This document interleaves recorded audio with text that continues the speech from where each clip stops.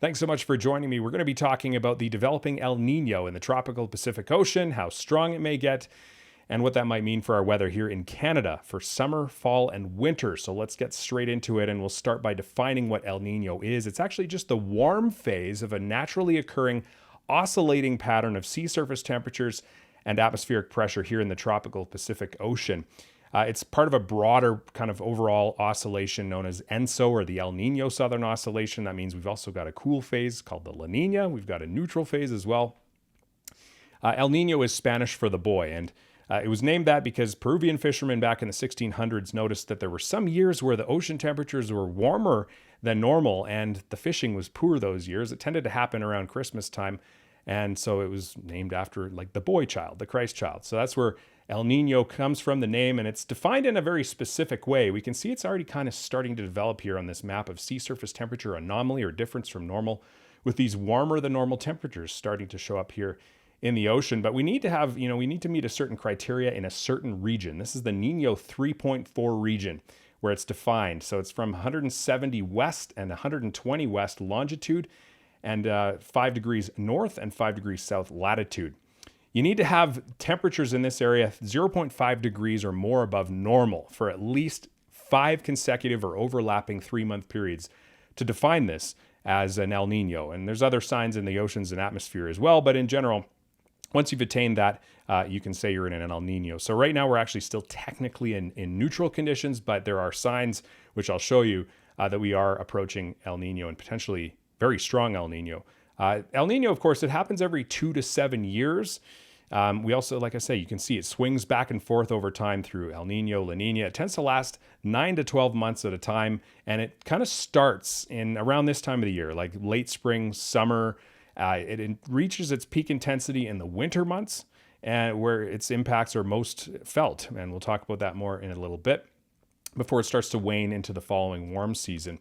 It can be, varying different strengths as well. I mean, we've got weak, we've got moderate, strong, and very strong. What's being called the super El Nino that we're hearing about is what's known in the scientific community as a very strong El Nino. It's when we see that Nino 3.4 region attain temperatures above 2 degrees. 2 degrees doesn't sound like much, but that's a ton down there in the tropical Pacific Ocean. That can have significant impacts on the climate system. And we've had 3 of those so-called super or very strong El Ninos in the last sort of 45 years or so. That was 82, 83, 97, 98, and 2015, 2016. So how does it work? Well, let's start with the neutral conditions, or sort of the normal state of the climate over the Pacific Ocean. So this map here is showing from noaaclimate.gov. This is basically a map of the globe here laid out flat. And you got the Americas over here, you got Asia and Australia over here. And so the Pacific is this zone right here. We can see this blue arrow going across.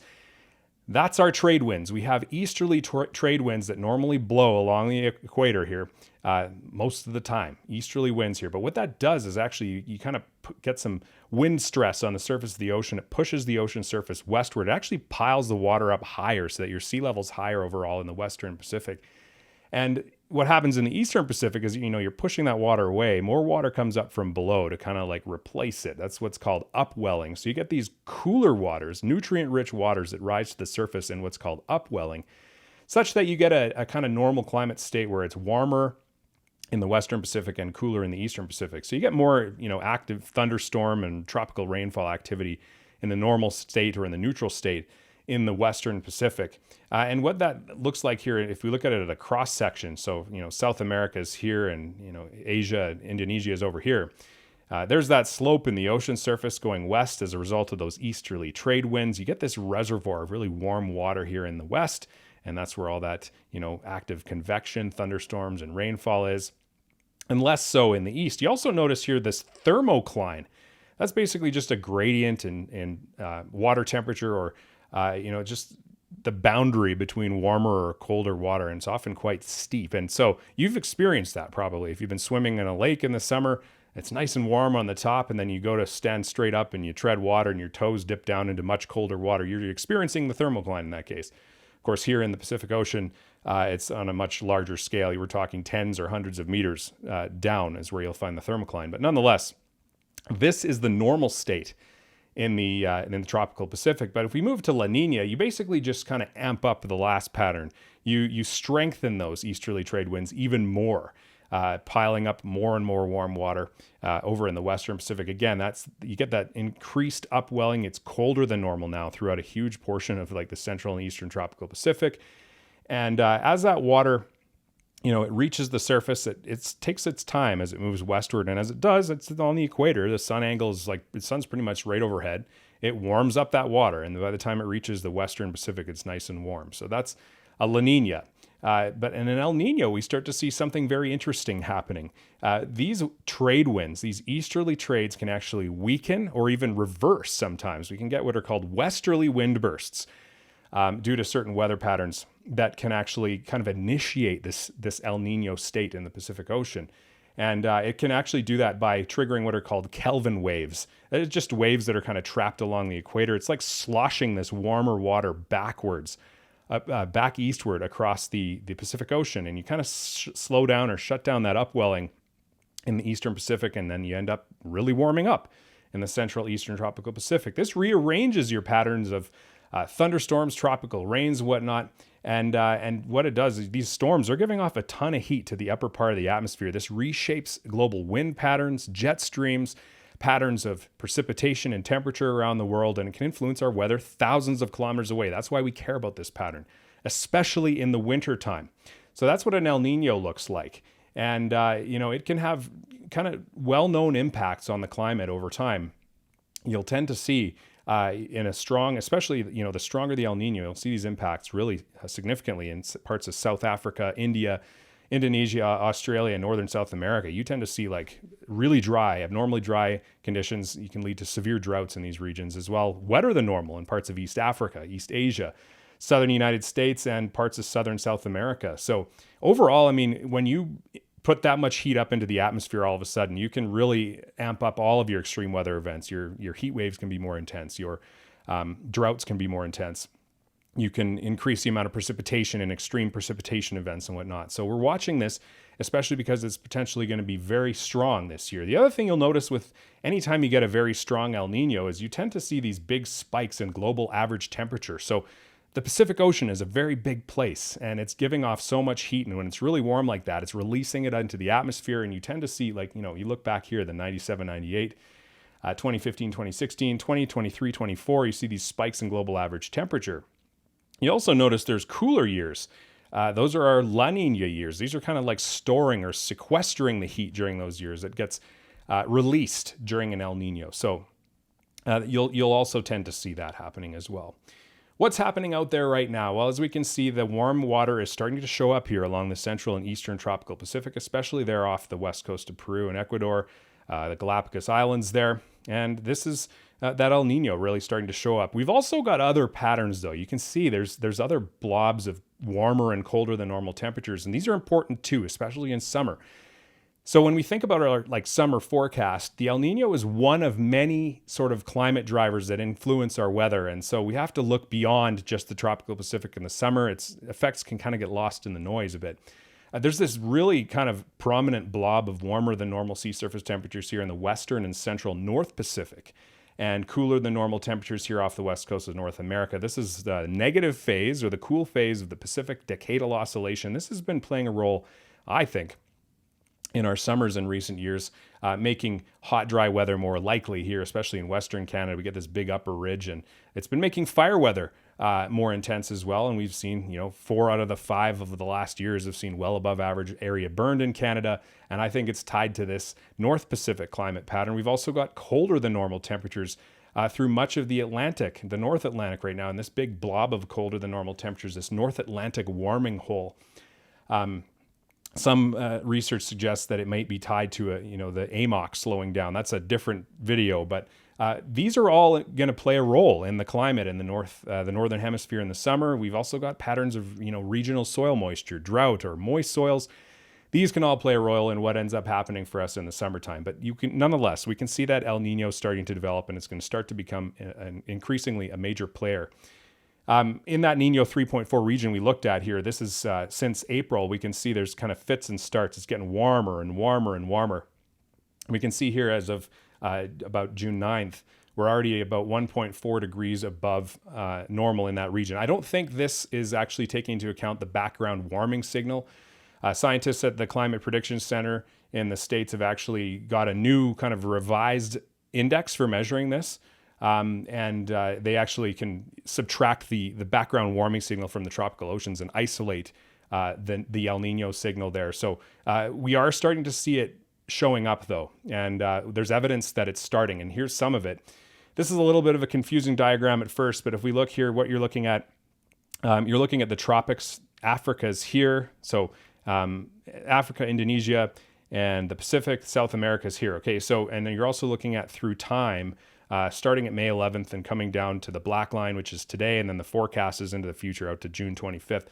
Basically what's happening here, all you need to understand about this diagram is these sort of reds are where we have weaker than normal easterly trade winds or even westerlies. So anomalously weak or even anomalous westerly winds through the Pacific Ocean. This block here is through the Pacific. And this has really been happening. It started happening in December. So December, January, March, and through May, we're even seeing more of these coming into June. So these are our visual manifestation of those westerly wind bursts crossing the Pacific. That's a sign that the atmosphere is kind of, the El Nino is starting to take shape. Like that westerly wind is going to help really push that warm water that's out here in the west eastward across the ocean. We get that Kelvin wave. We can also see that here with this graphic. And so this one is showing it's kind of a cross section of the top part of the ocean. Again, back here is Indonesia, and this over here is the Americas. And our thermocline is down here. Anywhere where it's red or even brown or pink there is where it's well above normal.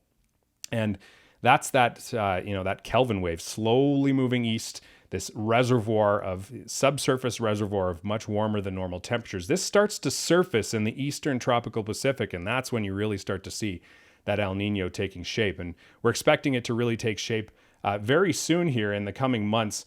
Probably going to be in a bona fide El Nino by May, June, July overall, that 3-month period.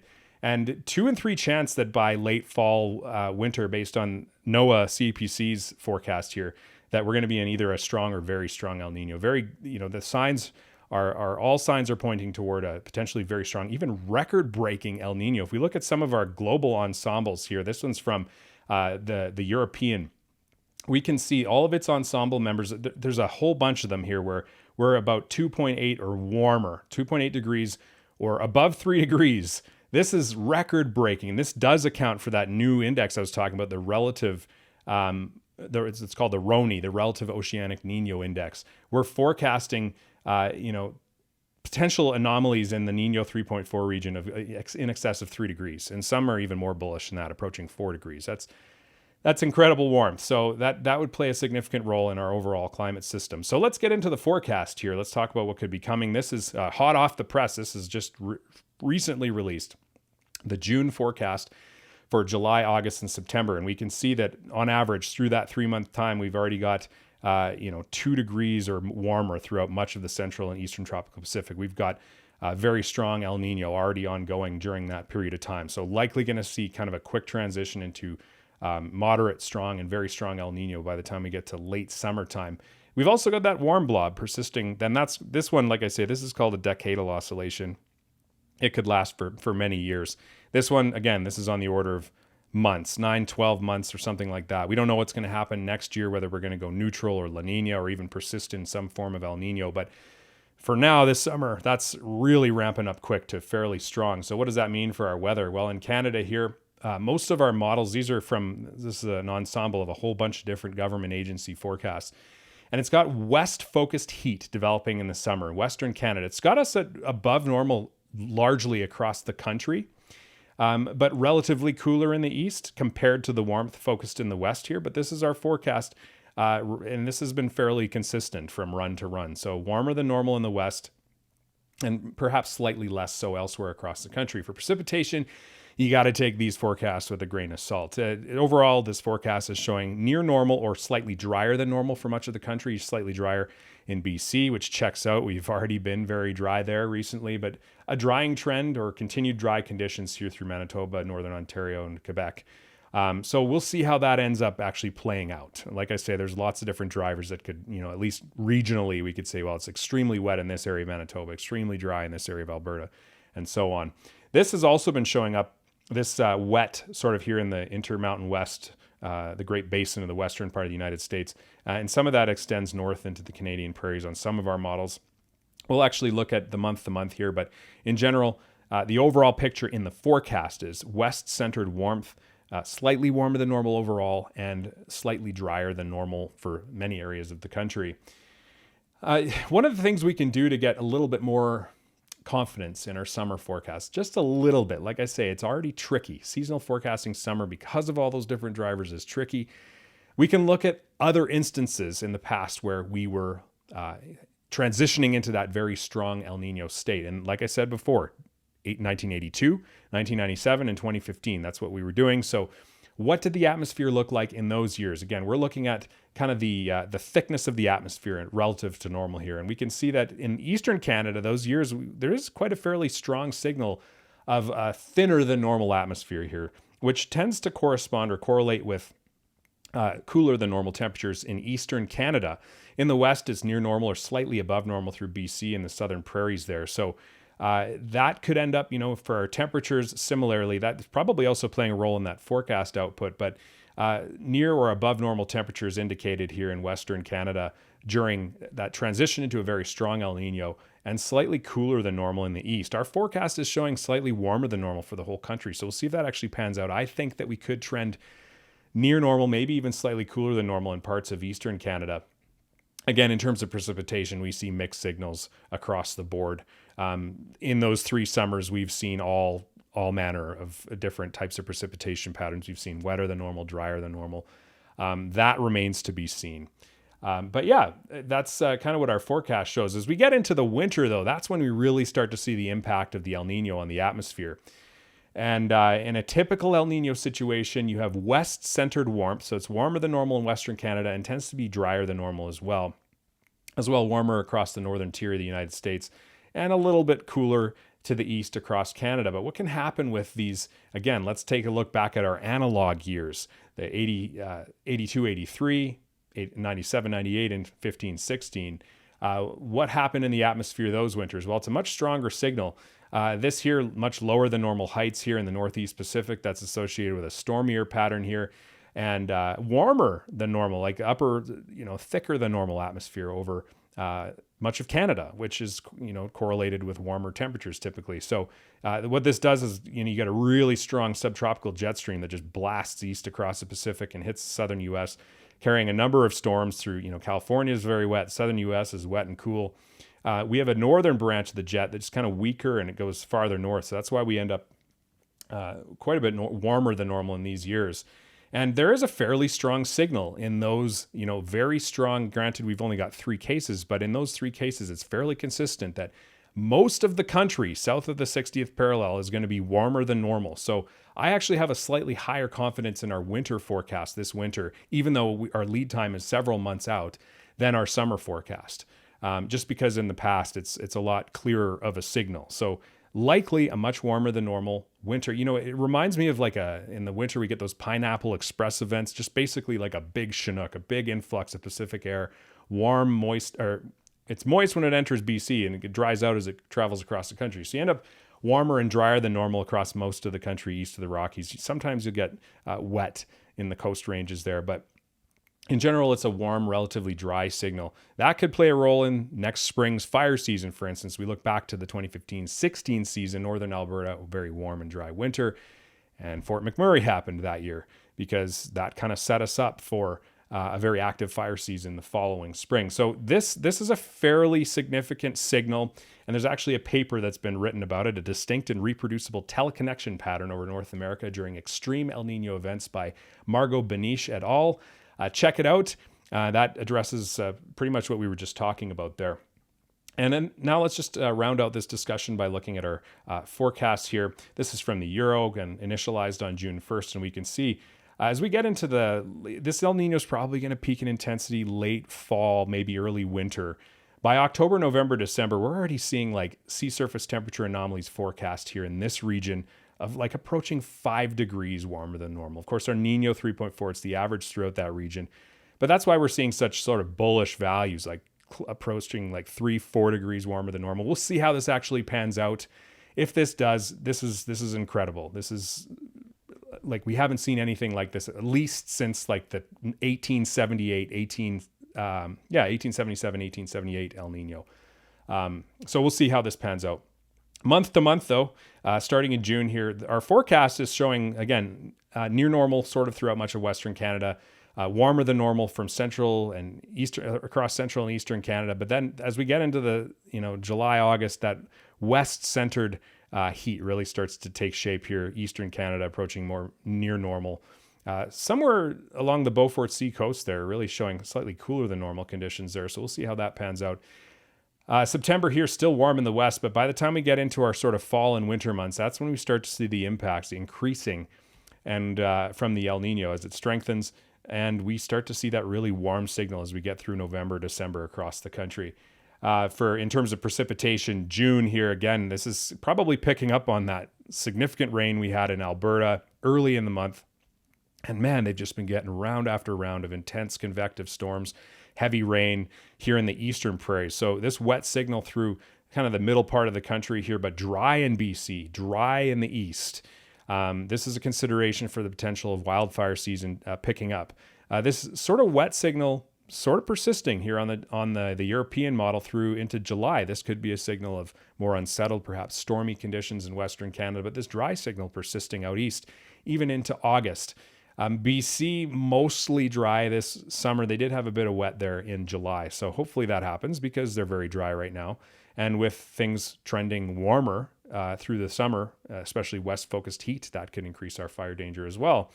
And then, of course, beyond that, we don't really know what the precipitation is going to be doing. Kind of that typical very strong El Nino, likely near or slightly below normal precipitation across much of the country, and perhaps slightly wetter than normal along the BC coast. That'd be good. And then finally, of course, we'll take a look here from NRCan. They've got their recently updated summer fire severity anomaly forecast. Starting cool here in Alberta and Saskatchewan. It's pretty wet out there. But the rest of the country is saying that the rest of June here, we could be seeing elevated fire danger in parts of the country, much of the country actually, across the east and in BC here. But as we get into July and August as well, it really starts to pick up there in the west once this map loads for us here, if it does. BC here is showing it's starting to pick up here and continues to be, if we are slightly warmer than normal in the east and drier than normal as the Euro is showing, this could certainly pan out. It's still remaining slightly cooler there in Alberta and Saskatchewan, as well as we get into the month of August. What I would say is, I'm fairly confident as well here that we could see a really active fire season picking up as we get into the back half of summer as a result of that warm and dry weather. If it persists, if we get that wetness here in the western states coming north into BC, hey, we could really reduce that fire activity and fire danger across the region. So we'll see how this plays out, but there is certainly, the chance there that we could see active fire season kind of picking up as we get into the middle and later part of summer. Especially given how quiet it's been, that would be a noticeable uptick in fire activity. But yeah, that's the discussion. If you have any questions, feel free to leave them in the comments. But thanks so much for joining me. We'll talk to you next time.